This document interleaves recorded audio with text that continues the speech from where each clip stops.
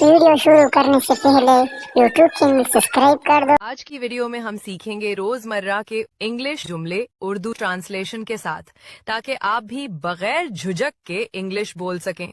لیکن آگے بڑھنے سے پہلے ایک چھوٹی سی بات، اگر آپ واقعی انگلش سیکھنا چاہتے ہیں تو ابھی لائک کا بٹن دبائیں اور کامنٹ میں لکھیں آئی ایم ریڈی، تاکہ مجھے پتا چلے کہ میرے فرینڈز کتنے ایکٹیو ہیں۔ تو چلو پھر ویڈیو کو آخر تک دیکھیں اور سیکھیں۔ کیا تم خوش ہو؟ Are you happy? Are you happy? مجھے جانے دو. Let me go. Let me go. میں تمہارے لیے دعا کروں گی. I will pray for you. I will pray for you. یہ کس نے کہا؟ Who said this? Who said this? کیا تم مذاق کر رہے ہو؟ Are you joking? مجھے معاف کر دو. Forgive me. ہمیں اب جانا چاہیے. We should leave now. English سیکھنے کے لیے مجھے فالو اور ویڈیو کو شیئر کرنا مت بھولنا۔